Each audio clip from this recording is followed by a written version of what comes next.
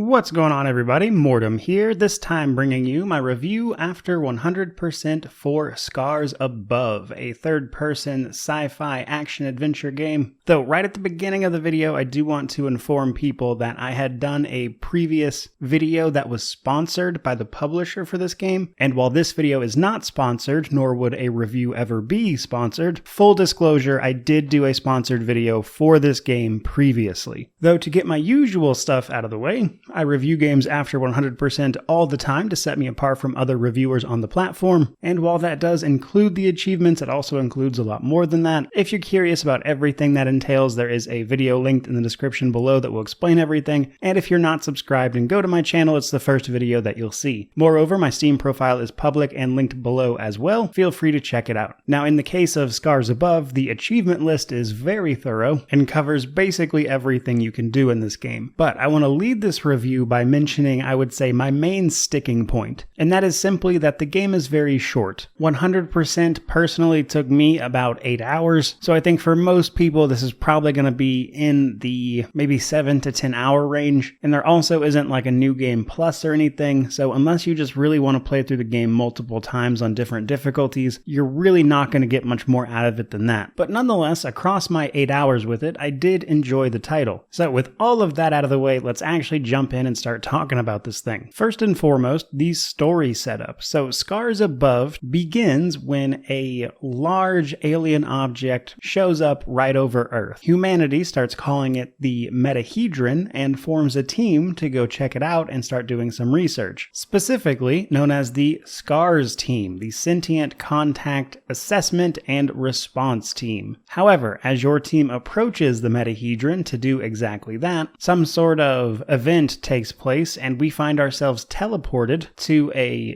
different planet where we awake in an alien environment. And our job here is to essentially figure out what has happened and why, of course, while dealing with hostile alien life and the remnants of an alien civilization. Now that's the general setup for the story, but a few other things to note are that it is pretty much linear. There are some parts of it that you get to explore a little more freely, but the game, for the most part, is a relatively linear experience with a bit of exploration to be had. Now, the broad story I enjoyed for the most part. It's mostly well paced. There's this air of mystery about what is going on with the obvious alien civilization everywhere. Why is everything on this planet so hostile? Where are the other members of your team? That kind of thing. And this element of mystery and exploration, I think, really carries the story along with all of the alien life forms you'll be finding. And while I don't think it's really going to blow anybody away, I did think the story was pretty solid. Though, as I mentioned, there is no new game plus or anything, so once you're done, you're pretty much done. But that brings us to our progression systems. As we progress through the game, we will, of course, be progressing our character, Kate Ward, a little bit, and this pretty much comes down to two things: ability points and your weapons. Ability points are earned by gaining knowledge, because Kate and the SCARS team are, first and foremost, scientists. They are not soldiers, so the way you earn your ability points is by learning about the world around you. The first time you kill an enemy type, you can scan it. You can also scan some of the plant life in the world, on top of finding alien data storage, which just, again, gives you more information. And this will fill a meter, which gives you ability points. The ability points themselves are divided up into various tiers, with an increasing cost as you move up, though by the end of the game, you are able to purchase all of the ability points, provided you're actually trying to research and find the data storage or the little alien cubes. And if you're looking for these actively, you can pretty easily get all of the ability points and still have some left over. But the other progression system is weapons. Now, you're pretty much going to find all of the weaponry just by playing through the game. That is to say, the main 4 weapons. However, what are optional and potentially missable are all of the upgrades to them. So combat in this game hinges a lot on environmental interactions as well as elemental effects. And as you play through the game, you'll get weapons that represent this. You'll get a lightning weapon, a fire weapon, a frost weapon, and eventually a chemical weapon, all of which you'll need just to beat the game. But 2 of those weapons have alternative fire modes that you can find, and then additionally you can find small upgrades to the weapons themselves that will increase things like their clip size, the damage they deal, how they deal their damage, that kind of thing. But realistically, that's kind of all there is as far as progression goes, so nothing too crazy. From there, I want to talk a little bit about the world, though. Now, I think the world and the environment is some of the best things that this game has going for it, because everything is in fact alien and somewhat mysterious, and the mystery of what happened to this place, the civilization that used to be here, alongside these sort of mutated fleshy animals, really does a great job of setting up the atmosphere of a somewhat hostile and foreboding world that you're still curious to learn more about. But some important things to note about it is that this game does have some small Souls-like elements, primarily down to how you traverse the world. As you play through the game, you'll find various pillars which act as your revive points. If you die, you'll get revived here. Though enemies will reset, you can rest here, get all of your ammunition and everything back, restore all your resources, that kind of thing. But you'll keep your sort of environmental progress, the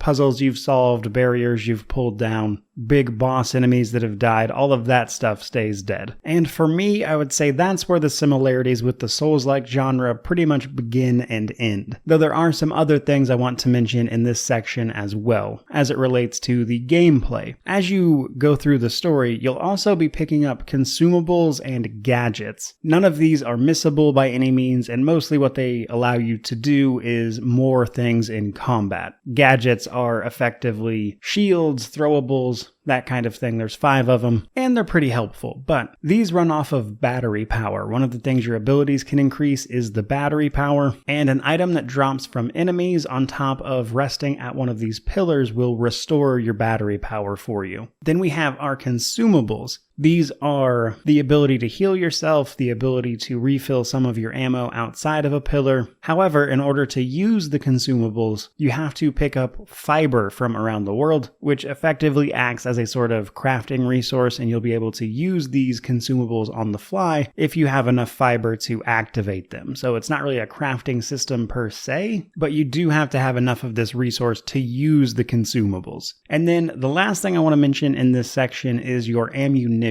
You can find various plants and containers around the world that will actually refill your ammunition in between pillars, and occasionally in some of the boss fights themselves, which is pretty critical information. And the sort of in-game logic for this is that you're using the material from these things to create more ammunition for your science weapon, which I mention primarily because it took me a while to realize that is what this did, because I thought these plants and things were just extra resources that I would then have to use to craft, but that's not really the case. It's more just ammunition laying around that you're picking up on the fly. But all of that finally brings us to the combat section. Combat is certainly plentiful in this game, but it comes down to a few different things. Things I've mostly mentioned up to this point, but they are the environmental effects, managing your stamina so you have the ability to dodge out of the way, as well as utilizing your consumables and your gadgets. First and foremost, most enemies are weak to one type or another of your weapons, one of your elemental effects. They'll also have weak points on their body that shooting will give you extra damage for, and this is mostly color-coded. Lightning is blue, fire is red, etc. It's not 100% necessary all the time that you actually hit these weak spots, and not every enemy has them, but certainly noteworthy to be sure. Beyond that though, most enemies are also susceptible to some type of damage, as each of your elemental effects typically also conveys a status effect where applicable. Using them interchangeably can set off various combos, some of which interacts with the environment itself. So, for instance, some enemies are weak to the fire weapon, which makes them easy to set on fire for extra damage. Enemies standing in water can be shot with the lightning gun for extra damage. When you get the chemical gun, you can shoot enemies with that, then switch to the fire and ignite those chemicals to deal even more damage. Your gadgets can come into play here as well. One of them is a flammable liquid that you can throw onto large groups of enemies and then set it on fire to burn all of them at once, which is a big AoE option. And your frost weapon can be used to freeze water and walk across it, which does come into play here and there. So a lot of combat comes down to learning the enemies you're fighting, what they're weak against, where their weak spots are, and what you can do against them. Now, for the most part, I thought there was pretty good enemy variety here. There's quite a few types, and also some unique bosses. Though with the game being relatively short, it doesn't really hang around long enough for you to get too exhausted of seeing the same enemies over and over. But even right up to the end of the game, they were still occasionally throwing a new enemy at you. But you can use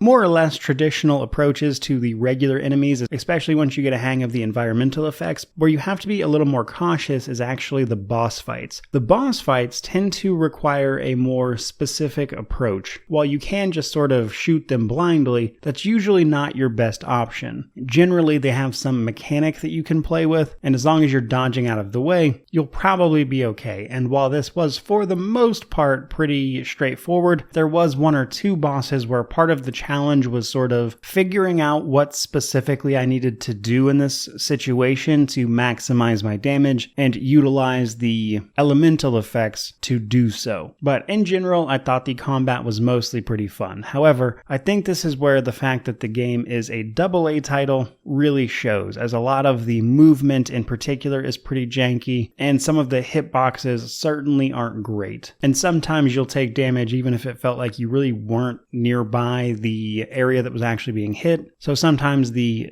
dodge and again the hitboxes can just feel a little bit off, which is where the game feels very janky, which alongside some generally unwieldy movement here and there is probably where you'll notice the biggest issues in terms of the technical side of things. Lastly, for the combat section, there are 3 different difficulties to choose from, and these affect the standard damage and health you versus enemies take, with the higher difficulty requiring that you know how the elemental and environmental effects works, how to approach bosses, that kind of thing, when to use various gadgets, when to use consumables, etc. So basically you just need to have a very good understanding of the game's mechanics for the higher difficulty. But that said, it's nothing too outrageous. All of that, though, finally brings us to our Steam Deck compatibility section, or in this case, the lack thereof. Normally, I'd show you some footage, that kind of thing, but the official rating for this was unsupported on Steam, so naturally I looked into why, and simply put, the game does not start on the Steam Deck. It throws an error message, and while I don't know the specifics, I would imagine this is probably some sort of Linux compatibility issue. That was significant enough to rate a completely unsupported rating, as again, the game won't even start on the Steam Deck, which is a bit unfortunate because I think this would have been a great game to play on that platform, but it is what it is. All of that, though, brings us to our positives and negatives. For me, the positives were the world itself and the environmental effects, traversing the world, learning more about it, seeing all of these animals and the atmosphere that they built, all made for an experience that was very enjoyable for me. And while the game isn't very long, I did really enjoy the experience of moving through the title, especially with, again, all the environmental effects, the freezing the water, all the crazy alien threats to your safety, that kind of thing. Using your weapons against enemies in water to electrocute them, to freeze them, set them on fire, or spray them with chemicals and then set them on fire, all of those things. That was a lot of fun to engage with. Now, on the negative side of things, this game is certainly a little bit janky, especially when it comes to the movement, and the hitboxes in particular is where I noticed it the most. And while, yes, sure, some of the animations aren't amazing, given that it's a smaller title, I wasn't really expecting them to be, but with the movement and the hitboxes, it is particularly noticeable. It comes up a lot. On top of that, the game is just very short. That won't bother everybody, but being really short combined with the lack of a new game plus is a bit of a bummer for me, especially because I enjoyed the game enough that I kind of wanted to run through it again with all of the upgrades from the first time, but unfortunately that's just not an option. Ultimately, that brings me to my conclusion. Scars Above is a janky game with some cool ideas. I enjoyed parts of it quite a bit, the world in particular, some of the combat, the elemental effects, weaving that stuff appropriately to deal maximum damage to enemies is a lot of fun. But nonetheless, the game is a bit janky and it is a bit short, which I think for the asking price of the game is really going to be where people find the